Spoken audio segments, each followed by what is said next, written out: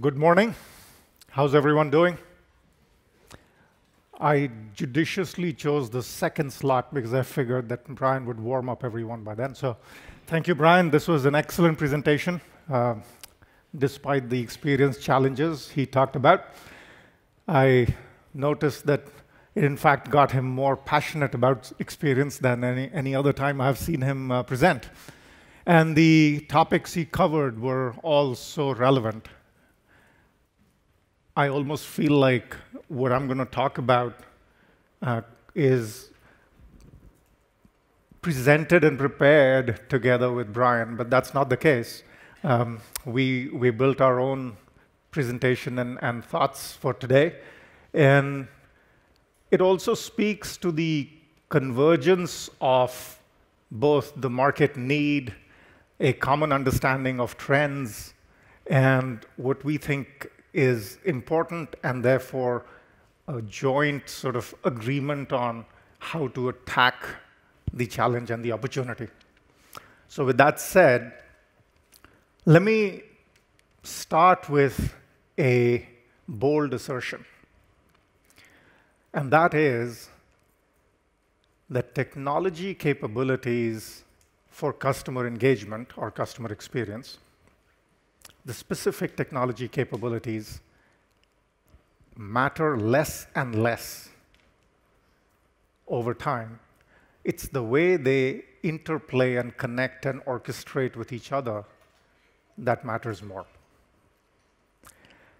And in some ways, that undervalues the technology capabilities that we build for you, or you build on your own, or we build together.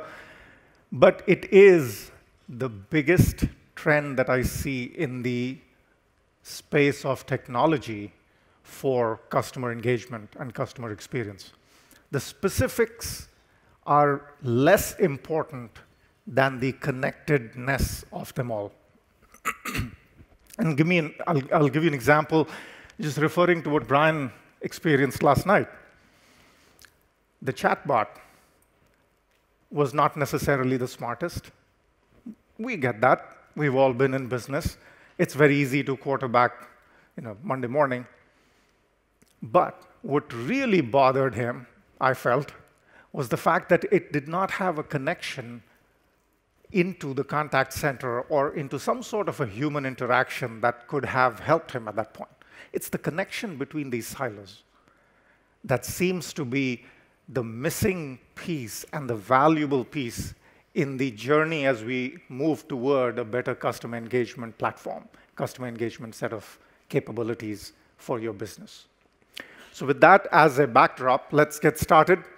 And let me just share for a couple of minutes our eGain's kind of summary of performance and activities over the last 12 months. We've had a good 12 months. We've been operating as a pure SaaS business for the last 12 months. And as we have gone through this, completed the transition to a pure SaaS business, and now we are operating as one, we've seen our top-line growth rates move up in the north of 20% range. So we are starting to benefit, and therefore you are starting to see the benefit of our focus on operating as a pure SaaS business. The reason this is important is that as a company, we have to make bets, just like you as a business have to make bets. And we are trying to make sure that we are helping you lead that change curve, the wave, the surfer strategies that Brian is talking about, so that we are helping you stay on the forefront of it. And one of the important ways that we think we can help you do that is by moving to the notion of consuming all this innovation in the cloud, in a secure, scalable, connected cloud. And that SaaS operation that we're talking about helps us do that. Now, we also recognize that quite a few of our existing customers, valuable customers, are still in an on-premise world with eGain. And so we are trying and working very hard, partnering with them to move them into the cloud. This, to us, is an important vector of innovation because it allows us to deliver maximum value to you all in the customer engagement space. The other thing that we are feeling very good about is our growing partner ecosystem. So now we have over 60 active partners around the world, 60.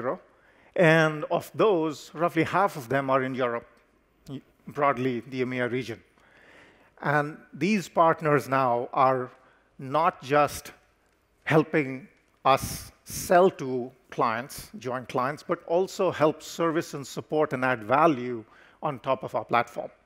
And we are adding significant amount of training, assistance, and certification for these partners so that they can help you, our customers, deliver the best solution. On the customer front, our investments, we started out about 2.5 years ago, where we decided to put a dedicated team for ensuring that our customers are getting maximum value from our eGain tools and technologies. And that has been a journey. We realized that we had to relearn a lot of things about ourselves and how we engage with you on a proactive, continuous basis so that we don't fit and forget. So we stay with you and make sure that you are at every step of the way getting help from us through the inevitable challenges of customer adoption of technology, through to expansion of capability, through to the next steps in the journey. And that continues, and we feel like we're making the right kind of progress, though I would say that we can do a lot more, and we continue to focus on that. And the last bit is our platform, because that's really the business we're in. And we are accelerating the newness, the kinds of things we are bringing to bear on our platform. In terms of, now since we're talking in the metaphor of dots, new capabilities, bigger dots, enhanced applications and capabilities, and the ability to connect our platform to other non-eGain dots out in the market both ways. And that's the exciting bit, is how do we enable that connectivity? And you'll see and hear more about it, both from me as well as from my colleagues and some of our customers through the day. Now, all this puts us in a very nice place where we can continue to make a difference in your business, but that's based on some work that we have done over the last 20 years. We've been in business for 20 years, and we are very proud of it. When I started this company with my co-founder, e-service was a foreign concept. The cloud was called ASP back when. And we started with the notion that email-based customer service was the coolest thing you could offer in the area of service.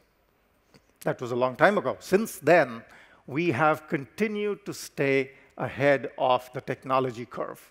And we have added these capabilities steadily and relentlessly on the platform. So now where we are, and we'll talk about some of the new things in the second half of my presentation, but where we are is a platform that has a digital-first omni-channel capability with a core of knowledge, AI, and analytics. All the channels that we talk about, Brian talked about some, we all know that there'll be new channels emerging. Every time we have connected the new channels into the platform, because we believe that the connectivity creates the real value. And you cannot have silos, like Brian said. Those siloed implementations or experiments, nearly half of them will fail. The 40% number that he talked about with virtual assistants over the next 2 years. And we see that time and again. We are constantly working with our customers to help them connect the channels into the engagement hub that we offer. So let's talk a little bit about the market and some of the technology trends, and then we will get into how eGain addresses these needs for you. I'm not going to spend time on this. This is pretty obvious. Massive markets have been completely reshaped in the last 15 to 20 years by digital technologies. Primarily, though, in 3 areas that I see the disruption has been the maximum. 1, retail sales, clearly. 2, advertising and marketing. And third, a new area has emerged of social media, which threatens the foundations of modern nation states, because we're learning how it affects us and how we have to interact with it. These are definite disruptions. But that's nothing, in my opinion, compared to what follows, the successive waves that Brian was talking about. Because with the combination of digital and AI, what you get is the vision or the promise of autonomous intelligence, autonomous orchestration of business. That's the vision or the journey that you can see all of us are moving toward. Now, McKinsey has these numbers, and I'm sure you have seen these. This came out about 6 months ago. 400 million to 800 million jobs will be displaced. It's a polite way of saying lost in the next 10 to 12 years. And I think that's probably conservative. I'm sure they're being conservative. They don't want to be wrong. But even if you look closer to today, and you repeat some of the stats that Brian was talking about, the stuff in the black is the stats that Brian was talking about. We just kind of reorganized it. I want you to pay attention to the yellow blocks on the right side. What we are saying here is that in your customer engagement, customer service function, in your business, most experiences, most interactions are going to be enabled by these new technologies that you're just starting to get into, that we are working with you to help you move forward in. Things like machine learning, things like chatbots, things like mobile messaging, and others. Those are going to be the dominant way customers are going to be interacting with you in 4 years. 4 years is not a long time. That these channels or different ways that consumers will interact with you are going to more than double, which means that you cannot look at every channel in isolation and try to solve it. You either run out of time or run out of life. It's just impossible to absorb all that complexity without having an approach that is, as Brian said, omni-channel or post-channel. So you have to start thinking about that post-channel way of serving customers. And then the last bit, which I feel is in some ways uplifting, even though it's challenging, is that the human involvement in these interactions is going to get more sophisticated, more valuable. Just like Brian's comment, and I don't mean to make his experience the only experience, but it's interesting, when he talks to a chatbot, if he had got the right answer, it would have been a good customer experience. If he had been escalated with context to a human who could have helped him, that would also have been a good experience. However, when he got to that human through chat or voice, Brian would have been one upset client. So the challenge for the human at the other end is that they are now dealing with far more escalated conversations with a lot more digital context up front, and they have to process and handle all that in a way that still feels like a good experience. So the challenge for humans who are at the other end of the line just goes up, which means technology has to help.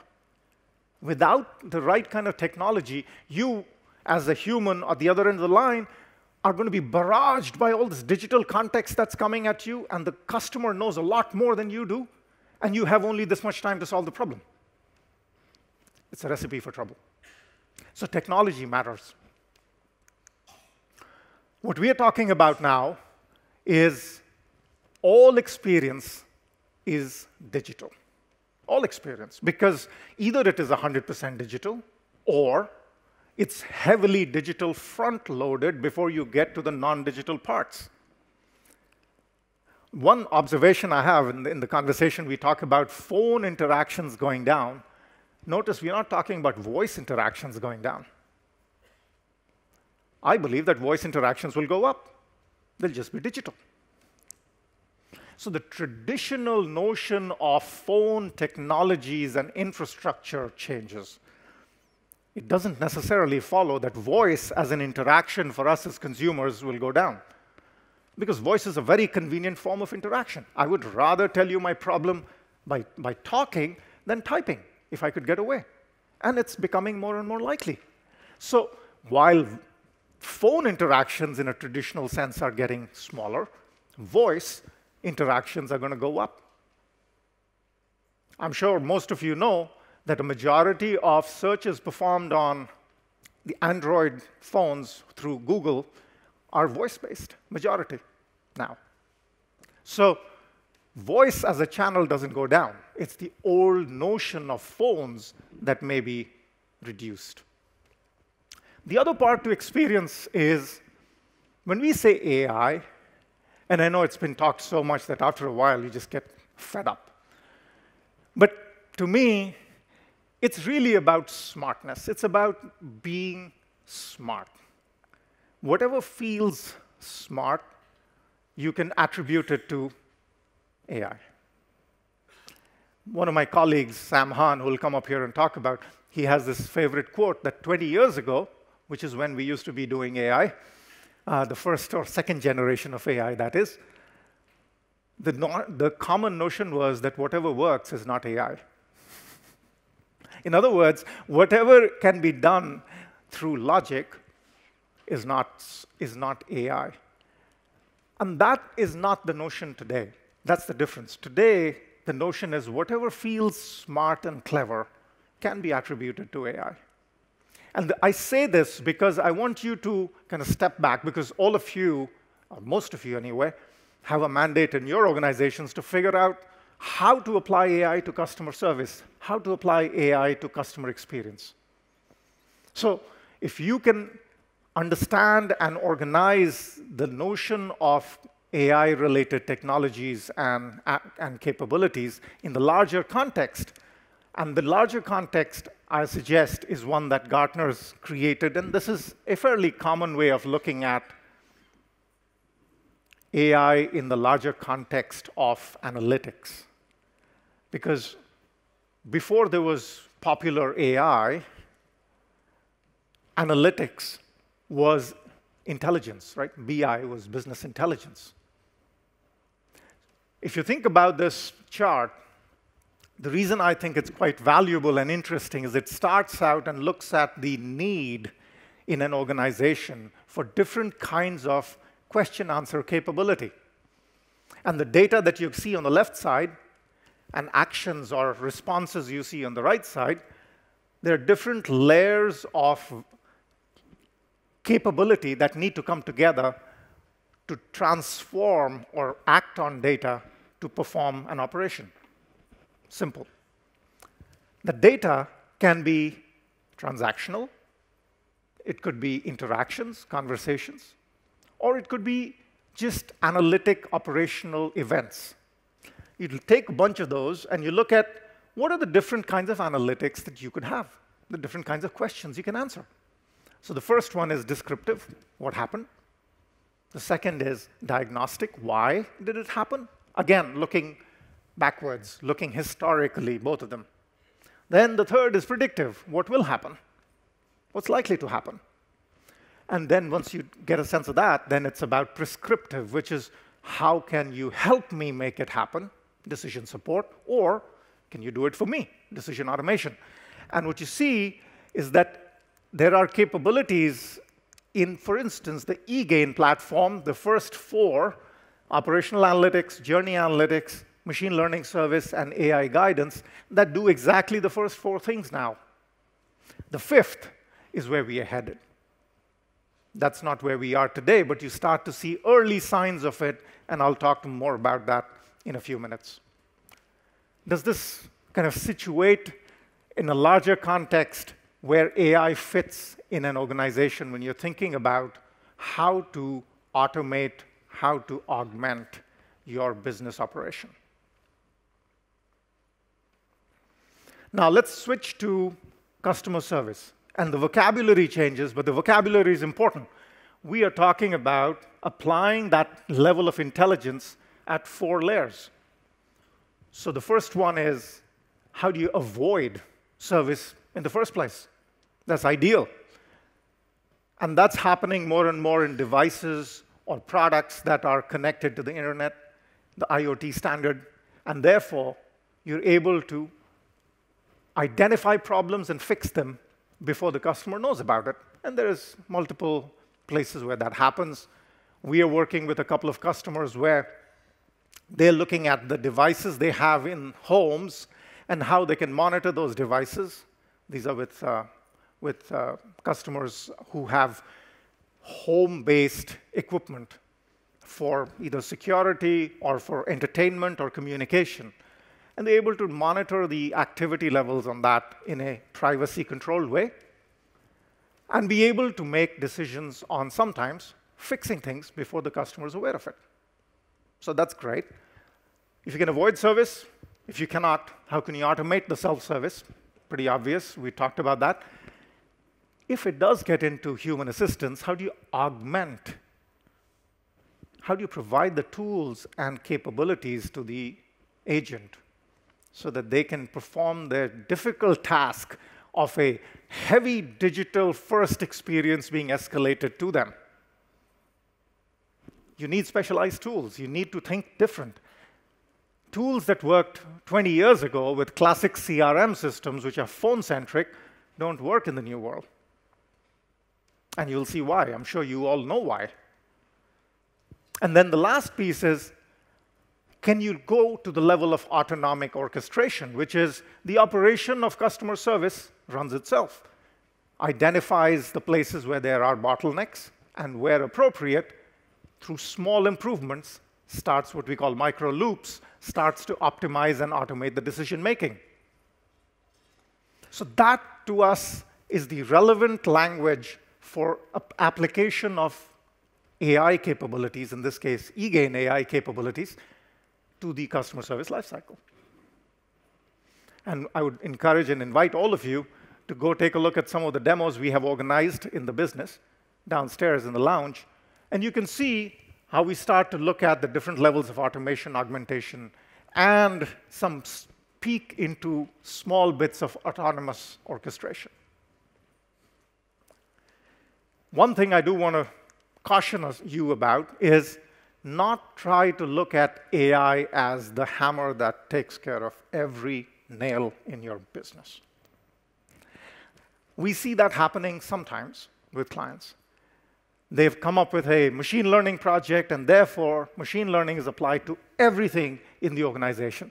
That may work, but it's better to be a little more nuanced in how to apply the relevant technologies to the relevant business problems that you have in customer engagement. And I'm just talking about customer engagement right now. And I just give you some examples.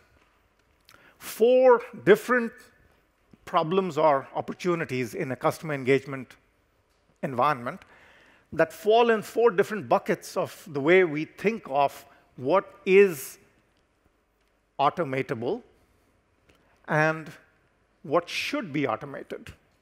In other words, where you can capture and maintain know-how about a business process, where you cannot capture and maintain know-how about a business process, and there are different kinds of categories for that, versus, on the other dimension, where you should apply these techniques of automation, where the risk of going wrong is low and where the risk of going wrong is high. Take, for example, the first one, which is the top left. This is an example that I hope all of you can instantly relate to.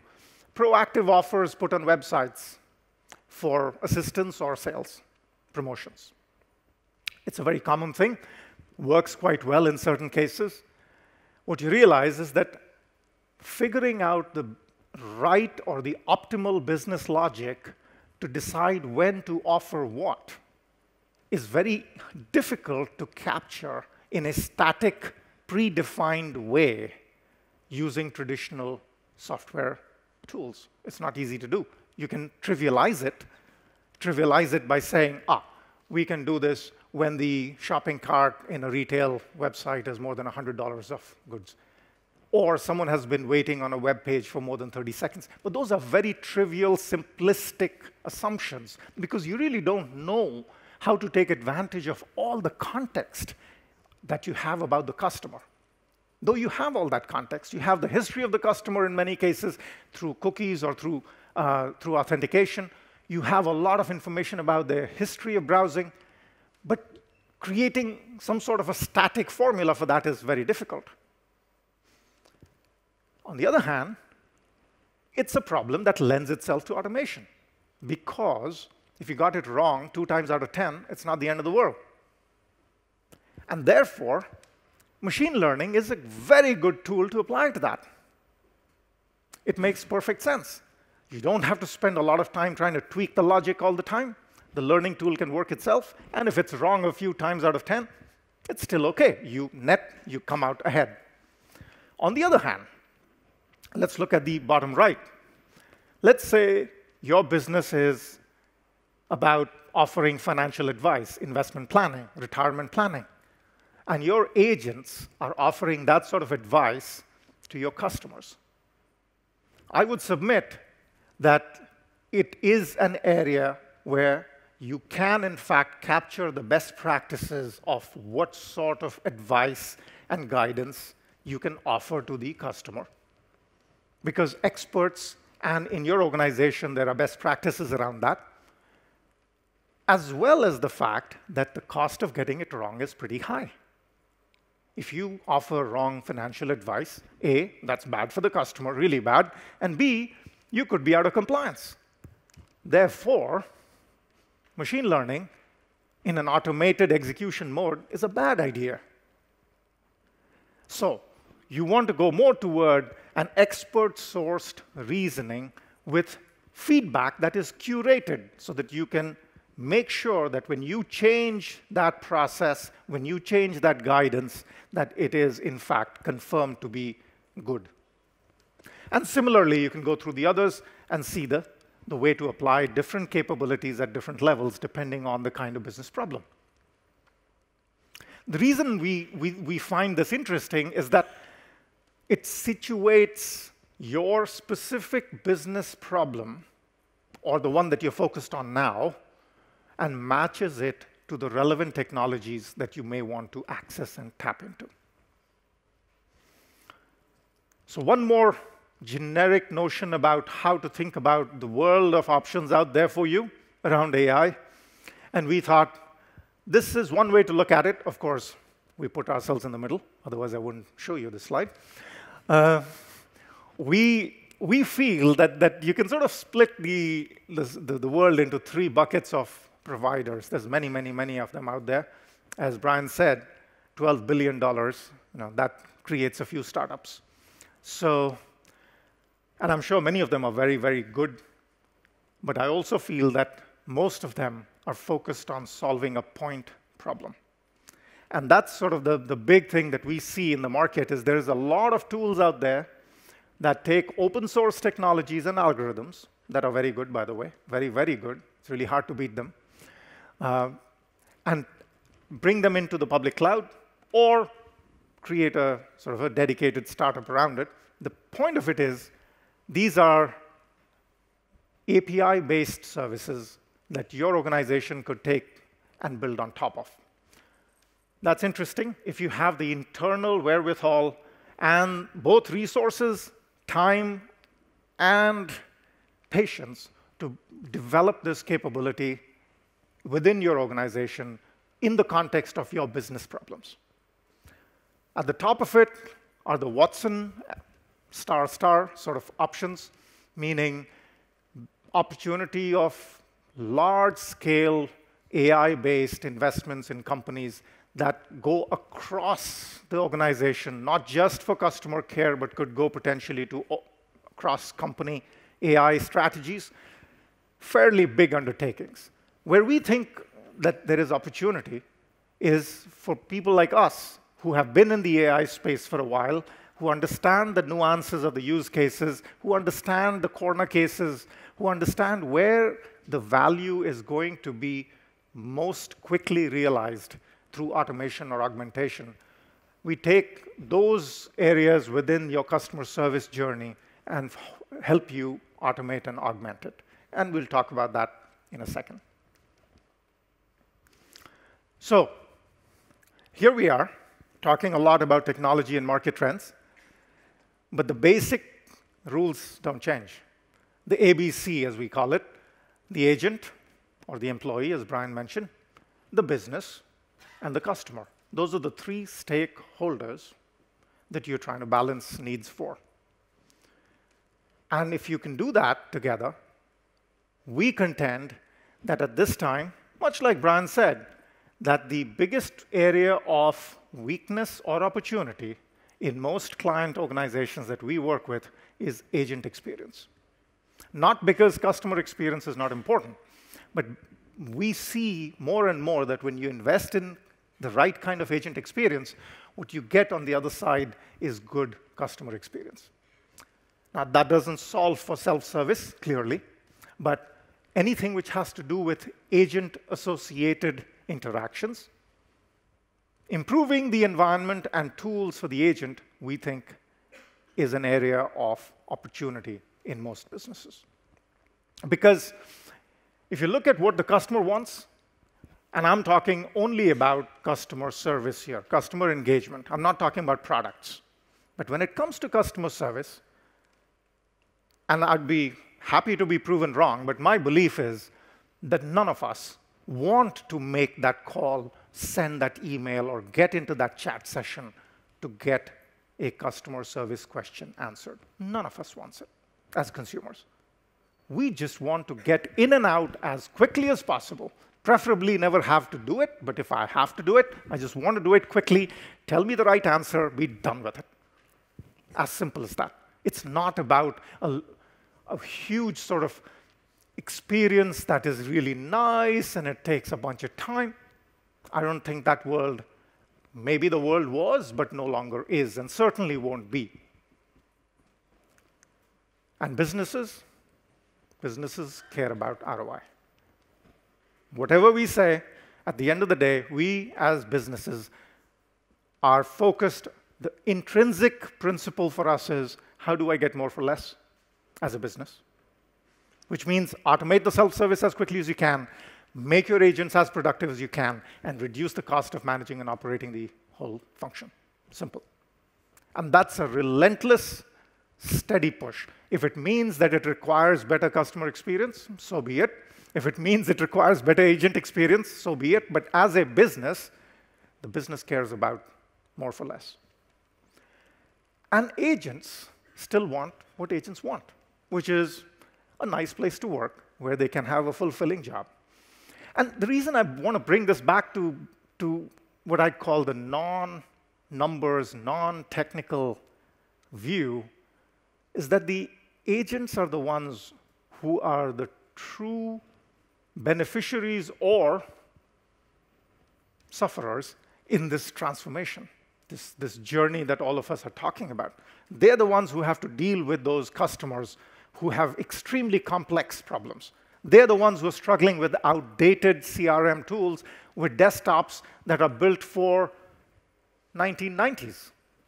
Maybe in the cloud, but still 1990s. They're the ones who have lack of information, lack of guidance, lack of know-how, lack of training. They're the ones who are trickling out of the workforce at 30 to 40% annually.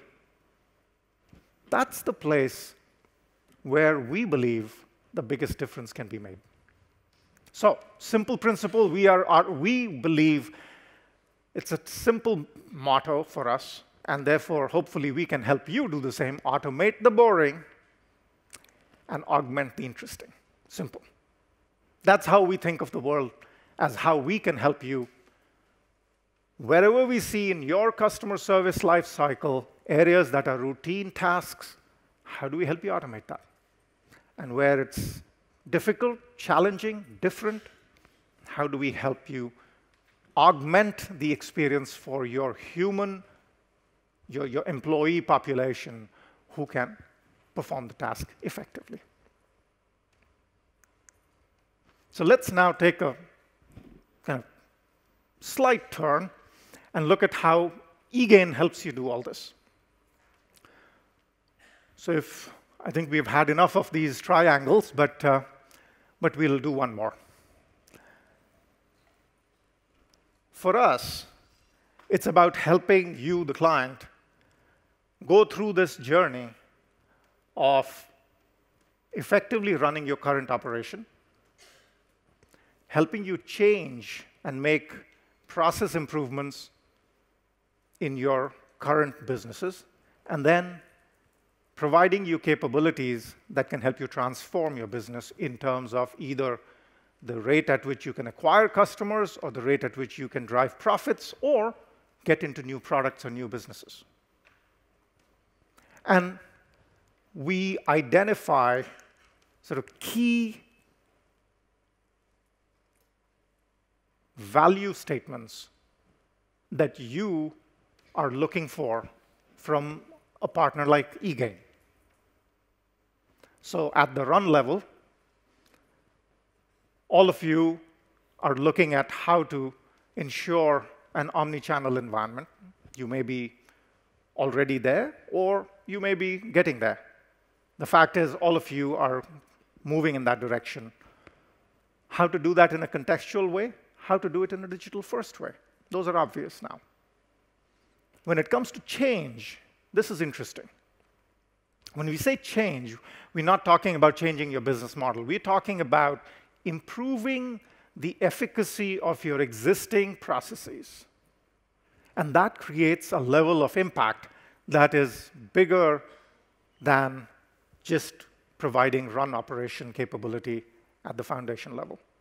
And you're talking about capturing the know-how in your organization, centralizing it, personalizing it for the right reasons, both for the customer, the agent, and the channel of choice, and ensuring that your agents, your employees who are customer-facing, can handle all kinds of inquiries so that you can be efficient in that process. So you don't have to pigeonhole your employees into different buckets and train the heck out of them in each area, so that the tools can augment that productivity for the customer, for the agent.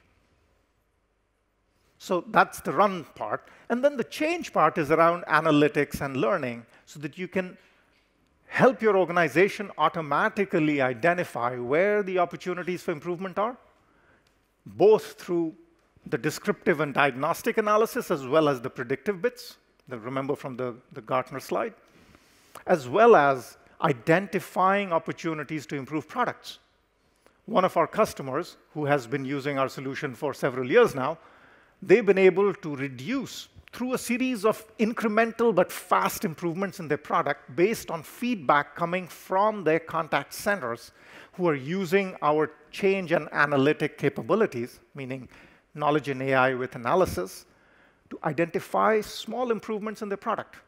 You change the product, quickly deliver it back to the customer, and you bring down the volume of customer service inquiries, the best transformational value of all worlds.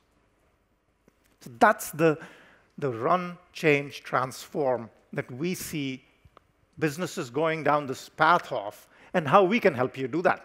And if you kind of connect that back with the capabilities that match every layer, and you see that at the bottom of this pyramid, the digital and omnichannel capabilities really matter. Here, the knowledge and AI guidance matter, and at the top, you have analytics with machine learning. Now, it's not as perfectly organized as I'm suggesting, but that's the general match of capability to the values that we want to deliver for you. So let's look at eGain technology, because as I've said before, technology matters in this move, the accelerated move toward a digital AI-fueled life.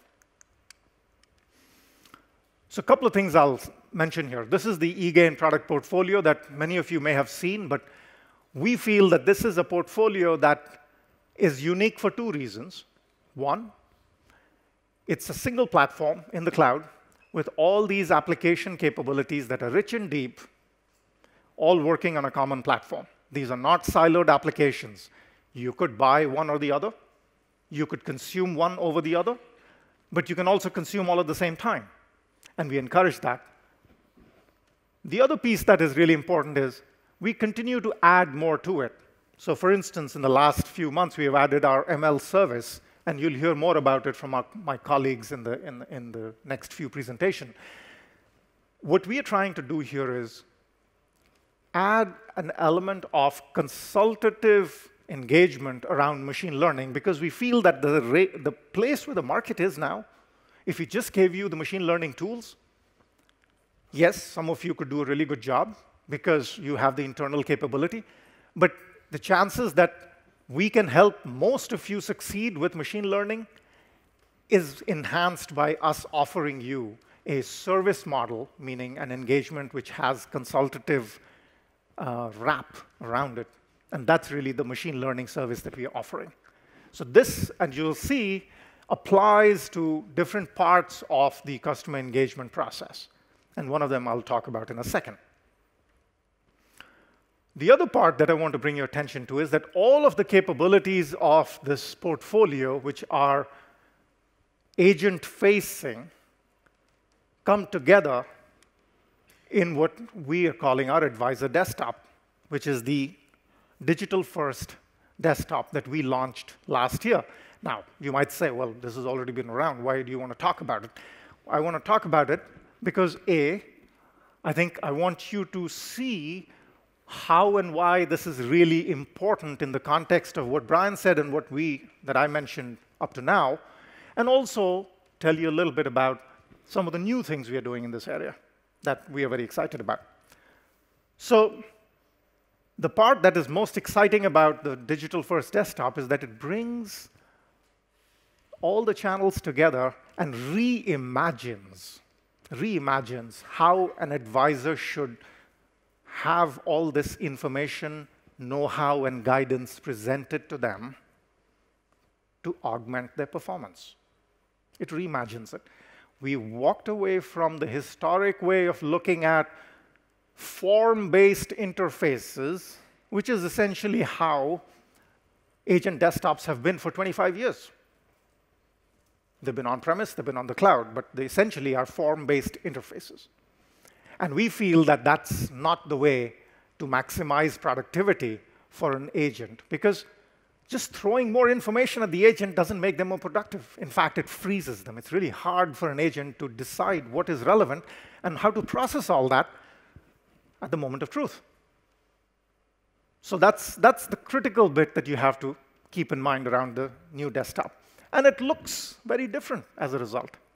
This we announced late last year. So it's been around for some time. Now we have customers. In fact, one of our customers who will come up and talk to you later from Daimler, Car2Go specifically, which is the e-business venture of Daimler.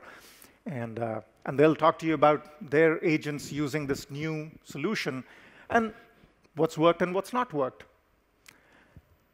As we went through this desktop deployment, learning, co-creating with our customers, we realized that there was another opportunity here. And that was, what we tried to do was to think of it as a single screen, one device interface. What I mean by that is, however big your interface, your screen that you're working on as an agent, it's a single screen model. That's what we built this for. And what we found was two things. One, a lot of our customers now are thinking of a future agent model, what they call agent of the future or the future of work. There are all these programs in all the large companies that we work with. They all have a notion of a multi-screen model or a dual screen model, where the agent will have two big screens next to each other, pretty obvious. But this is for agents now. We're not talking about knowledge workers. That these agents will have large, big dual screens, and they want to make sure that the agent can maximize the value from that dual screen real estate. In that environment, we felt that we had an opportunity to do things better than what we had done so far. What we have done here is we've got a 3-pane model in our advisor desktop. On the leftmost side is the work items coming from all the different channels. The one in the middle area is your workspace to respond or act on the conversation. And on the right side, you got context, either knowledge or guidance or customer history or case history, whatever the case may be. And we had created this because we felt this was an efficient, effective way for advisors to operate, as opposed to the tabbed model, which is the typical way you see most, at least today, you see most of the service desktops operate as. But we noticed a couple of things. The stuff that is highlighted in red are different views of context that would be nice to have in a parallel viewing mode. In other words, can the agent take advantage of a dual screen model and have an advisor desktop that spans the 2 screens with the different panes of information available across the 2 screens and still connected to each other, and they can talk to each other and have awareness of context and changes in each other. And that is a different way of looking at the world that we call eGain Flex. It's a UX framework that we have built, and we will have a love for you guys to see it. It's on our AX booth in the demo lounge. And what this is, I cannot show you the 2 screens here. You can see it downstairs. We have 2 large televisions, so you can see it across the 2. But the idea is that you can now take the different context panes, and you could have 3, 4, 5 panes, both external as well as eGain panes. You can bring information from outside and put it into a pane, and that can be a parallel pane. All these panes are able to connect and talk to each other in terms of context in a secure way. That flexibility, then we believe, is going to augment the productivity and performance of the agent. So it's a small but very crucial design improvement that we think will improve the experience and efficacy of the agents in your environment. So that's kind of neat. We like it. We want to hear what you have to say about it and then see how you can try it out. The other things that we have done that we are excited about, I want to talk to you a little bit. We have been working on enhancing our APIs on the platform for some time. And last month, finally, we launched a developer portal, that's developer.egain.com, where our APIs are available through this portal to our partners and customers, and with sandboxes and help desk support so that people who want to add value to or integrate with our platform can do that in a much easier way, much more scalable way than what has happened so far with eGain. This is not a new concept, but it's a very valuable one, and we are adopting it as well. And we want to make sure you get a chance to try it out, or your teams get a chance to try it out. So the Developer Central is a big thing for us. So for example, we're here talking about integration of eGain into a contact center, which is voice-based. How do we apply eGain knowledge and AI into a voice-based contact center?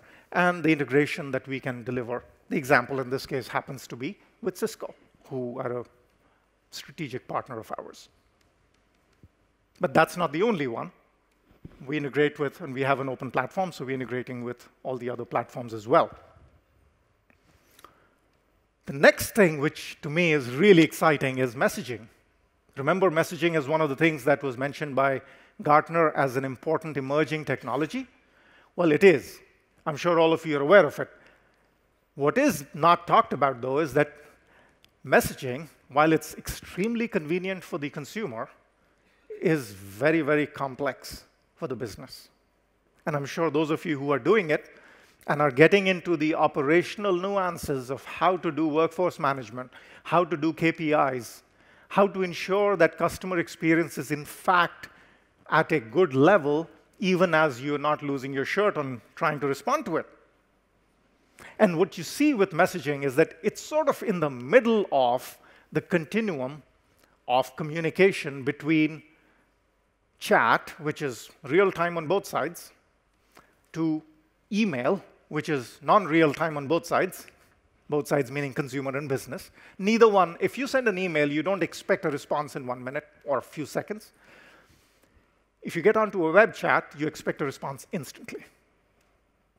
And likewise, the agent on the other side expects a response instantly from the customer as well. Instant meaning in a few seconds. Messaging is in the middle. It's asymmetric.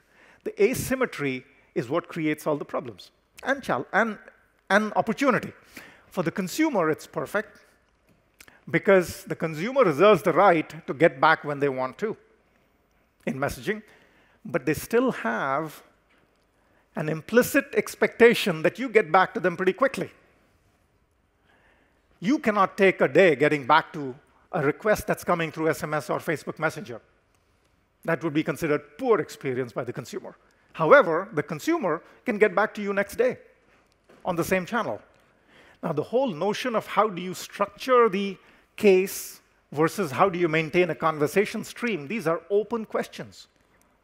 And we are working with clients, some of you and some of our other clients, in trying to figure out how to solve that problem in a way that spans all the way from interactive chat through to messaging and all the way to store and forward email.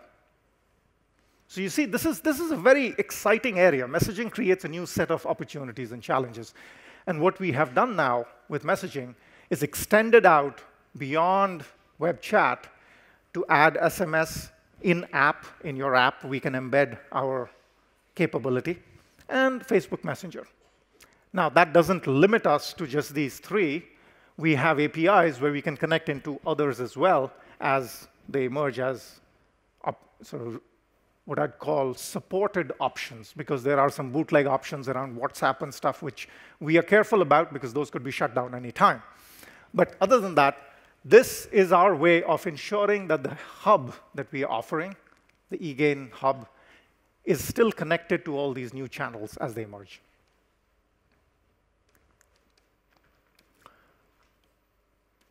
Two more things I want to talk about. One is virtual assistants. We've been doing virtual assistants for 18 years. When we started with virtual assistants, people would look at it and go, that's just a toy. We went through one cycle, and now everyone wants to do virtual assistants. And our product that we have had up until late last year is what we are calling VA 2.0, has the ability to do natural language processing, understand the context of the customer, be able to do transaction-enabled responses so that if you have had transactions, it's aware of that through integrations. And finally, it can escalate into assistance. What we have added to that, which is very exciting, is we have connected our process guidance engine to that, and we have added machine learning into it. And now, and you can see this again in the demo lounge, our VA, which is the 3.0, the new one, that can not only do natural language, but also learn from the chat transcripts over time, and based on the confidence levels, then decide to predict intent. And that intent prediction can be used to connect the consumer to the right guidance in your business. So it's a next level of self-service. Beyond the simple chatbot stuff, now we're talking about true deep interactions, still having the escalation options, but making sure that you don't escalate very often. So connected experience, but a much richer self-service experience. And finally, this is an area where we continue to add more and more dots, shall we say, non-eGain dots, connect them with the eGain platform. And we have, just today, we announced our Solve solution, eGain Solve solution for Amazon Connect. Now, just like we have with Cisco, which is our strategic partner, we have with Avaya, now we're adding Amazon Connect. And this is interesting for two reasons, primarily, in my view. One, this is a solution that works for mid-market and fast-growing businesses mostly, companies that are keen to deploy something very, very quickly. And that's a challenge with some of the other enterprise-class solutions. Here, you can get up and running in a matter of literally less than a day. you can have an eGain solve with Amazon Connect provisioned, and you're ready to go. Of course, you still have to configure it for your business needs. The other thing that's very exciting for us is the level of interfaces that have been exposed by Amazon Connect, which is a voice contact center. For all of you, I'm sure, aware of that, but still, just to kind of get everyone on the same page. That level of interface, API-based interface that has been opened, allows us to use our AI engine for all the different areas that traditionally were separate application or logic silos. What I mean by that is, if in the eGain solve for Amazon Connect, the eGain AI engine is driving the IVR logic of Amazon Connect, the voice IVR logic. So we can make it very rich. The same AI engine with the same personalized and profiled rules is also driving the contact routing across voice as well as digital channels. And then the same AI engine with different content and different profiles is being used to augment the process guidance and knowledge information for the agents when they do get those contacts, whether through voice or through digital channels. That's new. That's sort of the way we have always thought could be possible and should be possible, but has not been the case so far. And this is so exciting for us because we would like to see how you can use it. Now, you can create orchestration in your contact center from the eGain interface. You can set rules in the AI engine that would say that if your queue depths on the voice side go above a certain level, then the level of digital deflection that you impose on the IVR level can be changed dynamically. You can deflect more to digital deflection, all seamlessly. Or the agent, when they get the contact, will in fact end the call as soon as they finish the immediate need of the customer rather than upselling or cross-selling them. Those sorts of micro loops I talked about, remember? The micro loops in autonomic orchestration can become a reality with this now. So it's very new. We have not had much experience with this level of integration with any other platform so far. But we think that there is a great opportunity for us to showcase the power of eGain AI in the context of an omni-channel digital-first contact center with this solution. So thank you very much for the opportunity. I hope you learned some things here, and I hope you'll take advantage of the rest of the day. Look forward to meeting most of you, and thanks again for the opportunity. Thank you very much.